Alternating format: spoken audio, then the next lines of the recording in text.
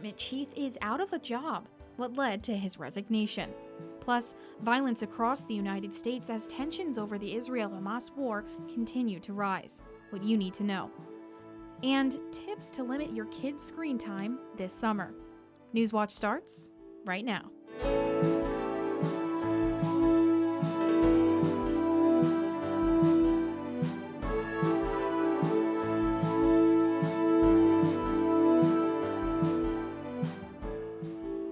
The Middleport Village Council is meeting right now to discuss financial mistakes that led to the layoffs of almost half the police force and the resignation of its chief. Good evening. I'm Haley Swano. Welcome to Newswatch. In a letter posted to Facebook, Middleport Police Chief Monty Wood shared his letter of resignation. Last week, Middleport Mayor Ben Neese announced via Facebook that the department would be issuing temporary layoffs. Village Council gave MPD a pay raise in July of 2023. They recently discovered that the city can't afford the raises. Well, a man from Albany is facing multiple felony charges, including 2 counts of aggravated vehicular assault, violation of probation, and failure to comply with signal. In a joint county criminal patrol, Danny Morgan from Albany was arrested after running from deputies. Morgan had multiple felony arrest warrants between Athens and Meigs County courts. He is being held in custody at Middleport Jail. Well, Athens City Council will meet tonight for the last time before their July recess. Newswatch reporter Lucy Schaefer is at City Hall with the latest. Haley, tonight's agenda is jam-packed, but it has a special session before the break. But before the committee and council meet, there will be a presentation by the Athens-Hawkins Solid Waste District on their proposed parcel fees. Solid Waste District Executive Director Jane Forrest Redfern says that she wants to keep council in the loop because of the July recess. The district is holding the first of 3 public hearings on the proposed parcel fees tomorrow at the Athens Community Center. The $24 annual fee will go towards the purchase and the running of the Athens-Hocking Recycling Center. The fee only applies to improved properties in Athens and Hocking counties. Now, a special session of council will begin after the presentation and committee meetings. For Newswatch, I'm Lucy Schaefer in Athens. Thanks, Lucy. Well, a new program in Athens is encouraging residents to go green when it comes to their lawn care. The Voltage program offers rebates to people who switch from gas-powered tools to battery-powered or plug-ins. Old gas-powered equipment can be taken to a scrapyard or also to the City of Athens service garage for disposal. You can get $50 rebate for new electric leaf blowers, hedge trimmers, and other small equipment, $100 for string trimmers, and $200 for push mowers. The city says on top of the many environmental benefits, electric equipment tends to be lighter and also easier to use. If you are an interested Athens resident or business that maintains your own yard, you can go ahead and fill out a form on the city's website, keep your disposal and purchase receipts, and submit a picture or video using your new equipment to the mayor's office. Hopefully you got to go outside today and mow that lawn. It's been way too warm during the peak of the day to do it last week. But today we are looking at those temperatures in those mid to high 80s. Definitely still warm for this time of the year, but a lot cooler than it has been this last week. We're looking at Athens during the heat of the day at about that 87 mark. Right now, we're looking at temperatures in those mid 80s, Athens 85. As we go a little bit more north, they are a little bit cooler than us. Zanesville 83, Newark 82, Lancaster, Huntington is still at that 86, a lot warmer. Like I said, Athens is at that 85 mark, those mostly cloudy skies. Those cloudy skies are going to clear out for tonight, looking at mostly clear, and we're going to be seeing those 50s back on that thermometer. It has been a long time since we've been seeing those low of temperatures, and tonight we're going to be seeing those mostly clear skies. Definitely tomorrow we're going to be back in those warm temperatures, but it is going to be feeling a lot more seasonal. And then looking at Wednesday, I'll be getting into just how much rain we're expecting looking into the rest of the week. Let's take it back over to Haley. This was the 4th year for Juneteenth celebrations at Ohio University. Newswatch reporter Betty Kankamboidu was there and has more. Yes, Haley, organizers say this year's event had record high attendance. Saturday's celebration kicked off with a Black History Tour in the morning, followed by a festival at College Green, where people were treated to good music, free food and drinks. There was merchandise on sale and tables people could approach to learn more about Black history. Now, organizers say a number of people coming to celebrate means the holiday is no longer just for Black Americans. For all of us. And so the fact that people are here in higher numbers than before shows that the message is getting out. People are understanding how important this is for all of us, and they're coming out and they're taking part in Juneteenth. Now, the organizers say they want Juneteenth to be a movement for justice. Reporting for Newswatch, I'm Betty Kankamwedu, live in studio. Well, coming up, violence across the United States as tensions over the Israel-Hamas war continue to rise. What you need to know. And on the 2-year anniversary of the Roe v. Wade reversal, the Supreme Court discusses another major abortion case. Those temperatures soon are going to cool down and bring us some rain. I'll get into that next on Newswatch. On The Great American Recipe, create a dish spotlighting your go-to ingredients. Okay. I want to show the judges a great corn tortilla. I got to start over. Starting over at 40 minutes to go. Can you open this for me, please? Yes, I can. You got to make sure that everything on the plate is going to shine. This is not a low-calorie meal I'm making. Tonight at 9 on WOUB.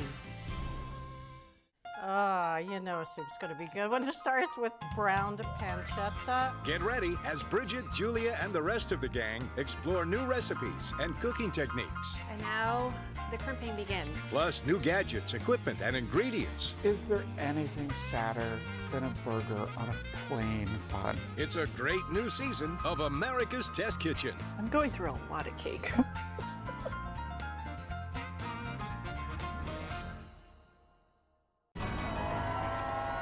I'm an environmental educator. I have a degree in wildlife biology. I teach kids about nature and animals and wildlife. What we're trying to do is make the outdoors accessible. What is it like to be a person of color here in Denver? The crowd will tighten up just if you bring up being a person of color. And then they put their guns on the table. Yeah. Oh my God, that's a fish! That's a fish! Oh, we got one. Really. Friday at 10 on WOUB. We are entertainers first. That's my stage. There were some anger issues. Oh. You cannot be serious! If you say sex god, I hope I was popular for my tennis. She made women believe that they are equal to men. Tennis was absolutely massive.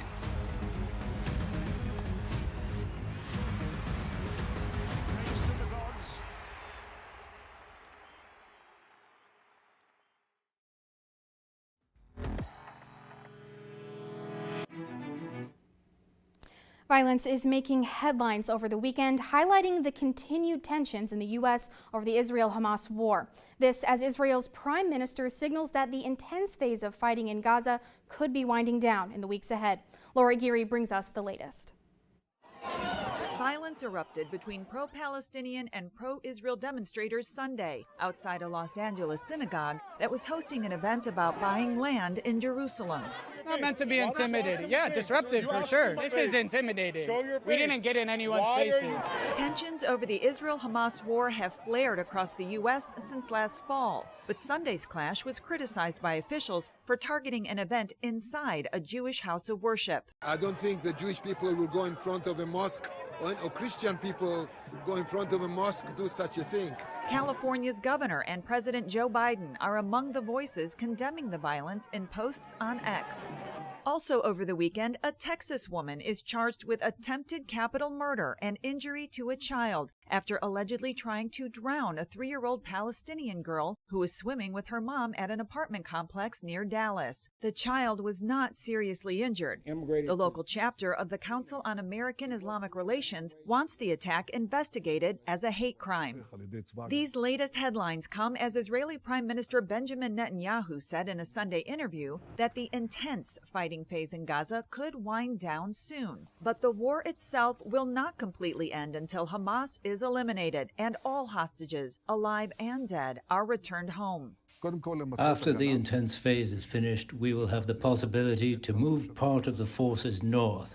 In the north, Israel could begin to engage Iranian-backed Hezbollah forces in Lebanon, where fighting there has intensified. I'm Laura Aguirre reporting.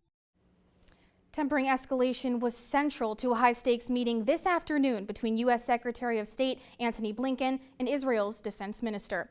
The State Department added that the two leaders also discussed improving humanitarian aid access into Israel from the south.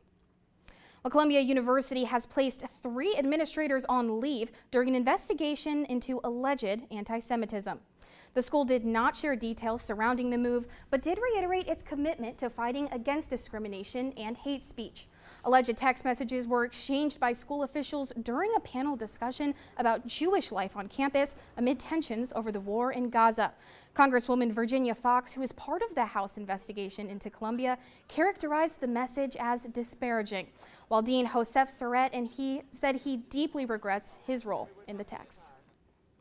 Well, NASA officials called off today's spacewalk because of a water leak in one of the astronauts' spacesuits. The 6.5-hour spacewalk was intended to remove a faulty electronics box from a communications antenna. NASA says the crew was not in any danger at any point. They're hoping to do another spacewalk on July 2nd before Boeing's Starliner is given the approval to undock and depart. There's no word whether this setback will further delay the astronauts' return home. Today marks 2 years since the Supreme Court Dobbs decision effectively overturned Roe v. Wade.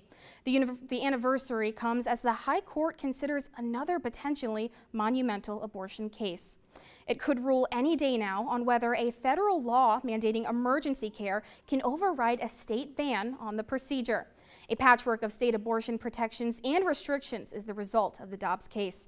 Now, some patients and doctors say the state laws can create confusion, fear, and heartache. My first call would be my lawyer, and my second call would be my doctor. A ruling from the Supreme Court earlier this month protects what might be the most common kind of abortion in the U.S. It lets the FDA continue its approach to regulating the drug mifepristone. That includes letting the pills be mailed to patients without an in-person doctor's visit, but that High Court ruling leaves the door open to future challenges. The Supreme Court will be hearing a case this fall that could decide whether states can restrict gender-affirming care for minors. This will be the first time the High Court has weighed into the issue of gender-affirming care in a substantive way. The case was brought by the Biden administration challenging a transgender care ban enacted last year in Tennessee. The law outlaws hormone therapy and puberty blockers for minors and imposes civil penalties for doctors who violate the prohibitions.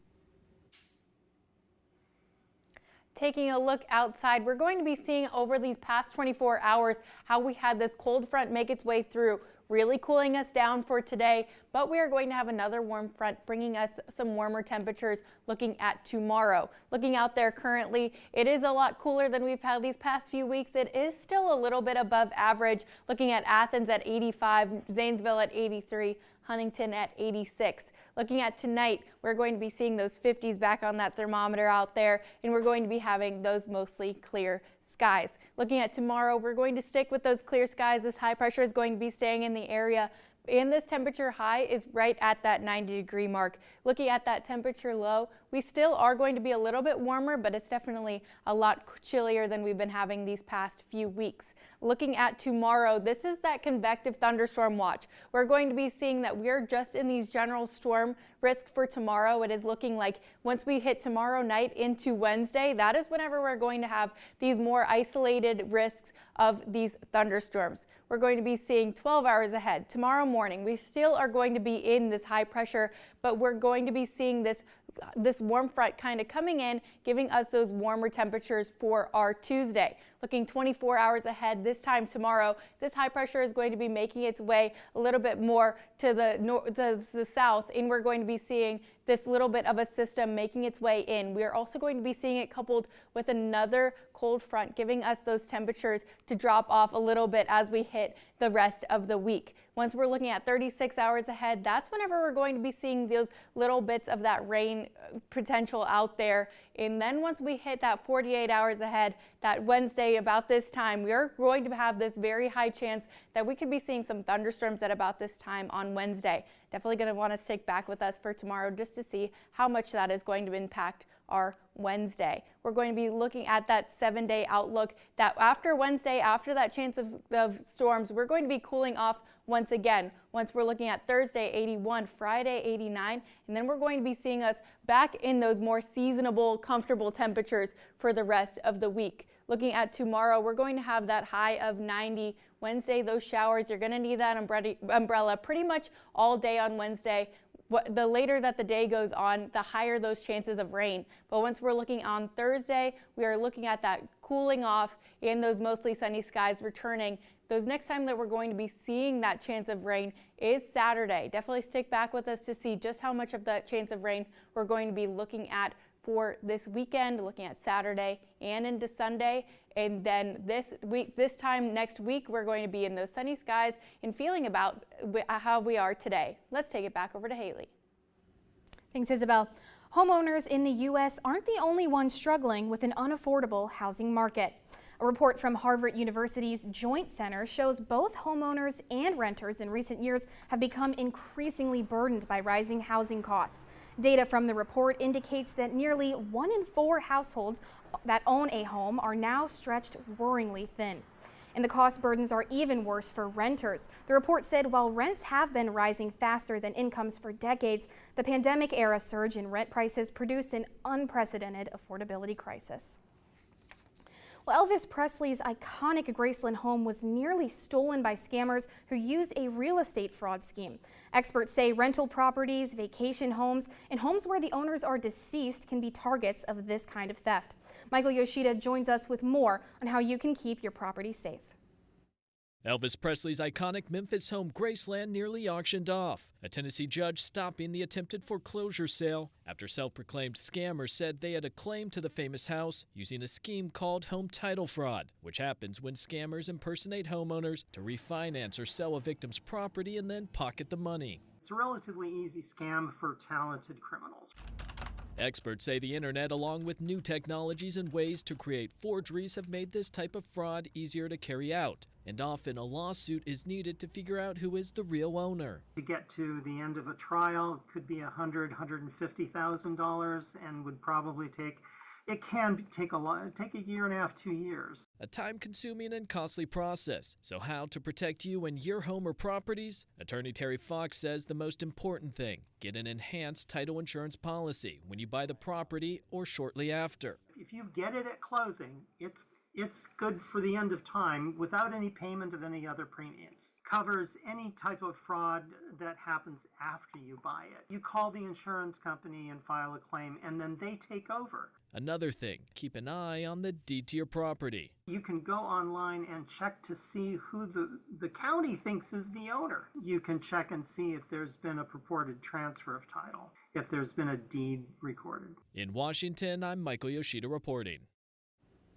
Music streaming giant Spotify recently raised its prices on premium subscriptions. Now it's launching a less expensive tier that doesn't include audiobooks. It's called a basic premium plan. The tier costs $10.99 a month. That's the same price the standard plan used to cost before the price hikes earlier this month. That plan was raised $1 to $11.99. Spotify said at the time one of the reasons for the price increases were new offerings, which included audiobooks. Well, coming up next, tips to limit your kids' screen time this summer. And for the latest from Newswatch, follow us on X, formerly Twitter, Instagram, and YouTube.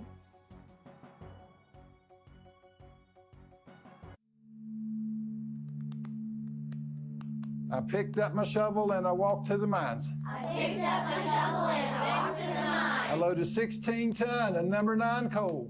A meditation on the complex history and potential future of Central Appalachia. A lyrical mosaic of a place, its people, and way of life. King Cole on POV. Tonight at 10 on WOUB. President Joe Biden. What is the risk in 2020 for our freedom, our very democracy? Former President Donald Trump.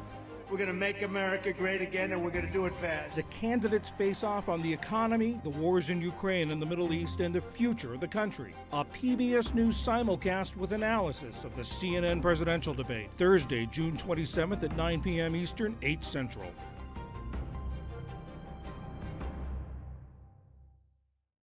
Understanding the past gives a sense of the future. This is the first time that anyone has seen this in 2,000 years.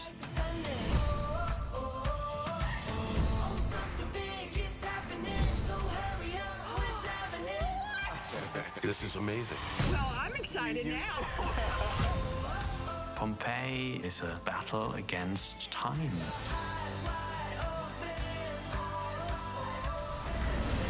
You think I'm joking, but look at this. It did really happen. Don't let anybody tell you who you are. History teaches us to honor the past. When you look back, you're like, wow, that was pretty special. This is something that's actually altering the course of history. You're charged with keeping these stories alive.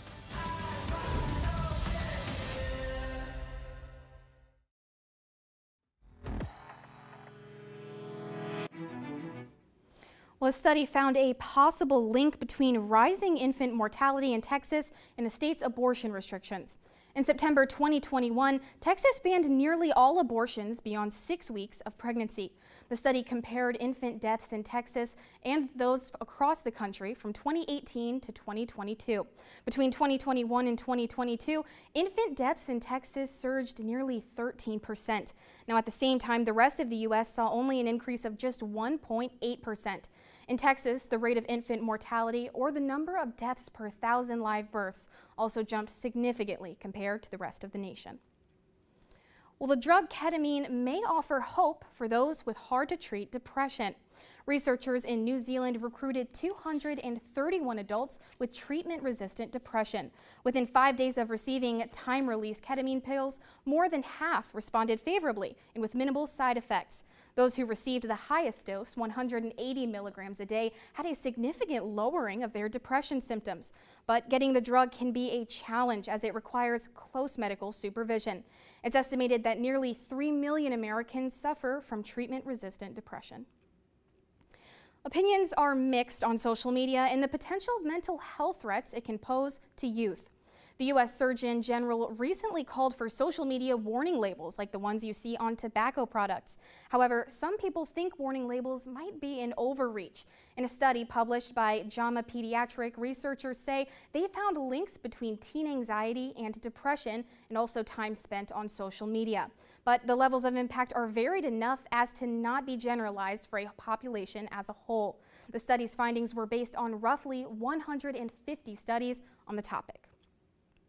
8 hours. That's the average time a child between the ages of 8 and 18 spends in front of a screen per day. Mandy Gaither has ways to reduce kids' screen time this summer.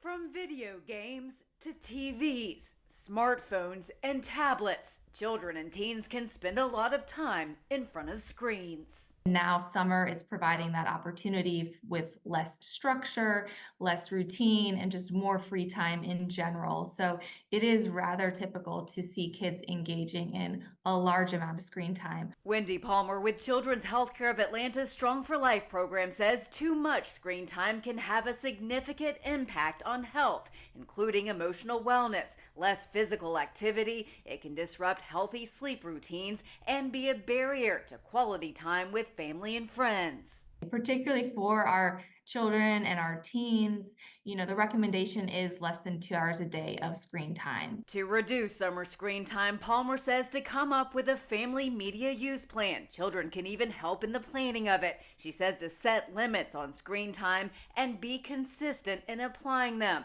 Designate screen-free time and spaces. For example, no screens in the bedroom, at mealtime, or during family time. Finally, parents can also help by reducing their own screen time. That can be really challenging for parents too, because we want to stay connected. We might have alerts or notifications going off. So thinking about how do we role model for our kids that I can actually put this device down and engage with them. For Health Minute, I'm Mandy Gaither. 4 menthol vaping products have been authorized by the FDA. The decision marks the first time the agency has signed off on a non-tobacco flavored e-cigarette product. Although authorization is not the same thing as receiving approval from the agency, the FDA says the decision does not mean products like this are safe, but evidence shows vaping can be a less harmful alternative to regular cigarettes and may help adult smokers switch to e-cigarettes. Some pediatricians and anti-tobacco organizations blasted the FDA, saying this is a, quote, blow to public health. Well, still ahead, the Cincinnati Zoo is welcoming a new member to its pack. But first, here's a look at what's coming up tonight on your public television station.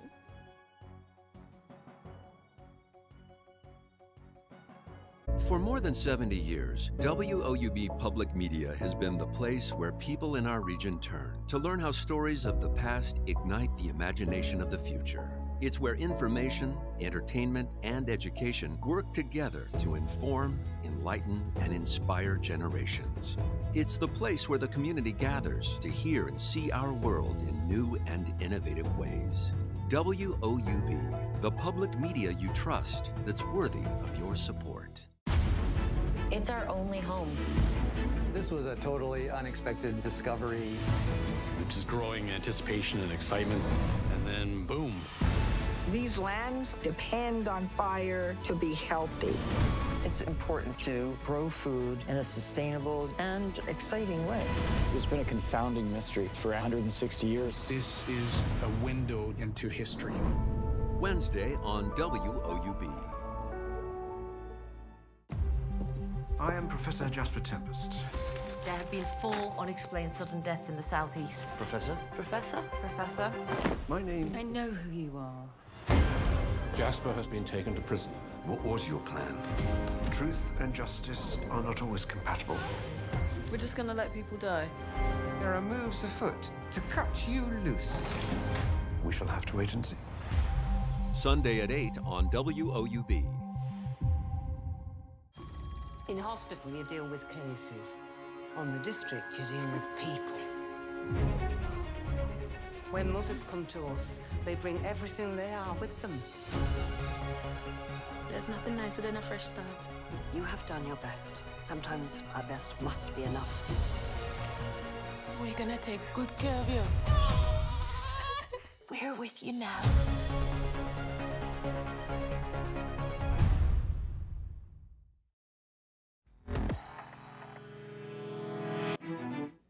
Finally, tonight, the Cincinnati Zoo is welcoming a newly adopted cheetah cub. The cub arrived in Ohio last Monday from Oregon. Zoo staff say they have introduced the new cub with other cubs and that it's going very well. Staff also say the mother, named Etosha, is exhibiting healthy maternal behaviors towards the cub. The new cub does not have a name yet. Oh my goodness, I can't tell you the last time I've been to the zoo, but I want to make a trip to Cincinnati. Oh my gosh, it just looks so adorable. No, it doesn't have a name yet. If you could name a cheetah cub, oh my gosh, what would you name it? I feel like I love the cheetah girls, maybe a little Chanel. I was thinking that before the show. I was like, probably like Dorinda. Or yeah, just just my like favorite cheetah girl. I know you were like, I'm not going to tell you. And I was like, Isabel, oh, I'm stop. thinking, that is so I'm funny. thinking. We're all thinking the same thing. Well, oh let's take a last look outside for tonight. Currently out there, 85, those mostly cloudy skies. We're going to clear out. Looking at tonight, we're going to have that overnight low of 59 with those mostly clear skies continuing into tomorrow. Tomorrow we are going to be looking a little bit warmer than we did today with that temperature high right at that 90 mark, looking at that low of 67. Going into Wednesday, Wednesday is the next time we're going to be seeing some isolated thunderstorms in our forecast. We're going to be seeing on Wednesday that showers are also going to be bringing us a little bit of a cool down once again. Looking at Thursday, looking at 81 degrees for that high, definitely the lowest we've seen in these last few weeks. Friday, we're going to be warming back up again, and then those storms are going to be looking at our weekend and cooling us down once again. But once we're looking at this time next week, we're going to be looking very similar to today. That does it for our broadcast this evening. Thanks for watching. For Lucy Schaefer, Betty Kankamboidu, and Isabel Isco, I'm Haley Sueno. Stay tuned for the PBS NewsHour coming up next. And remember, you can find the latest news anytime at WOUB.org or follow us on social media. We hope you have a great night.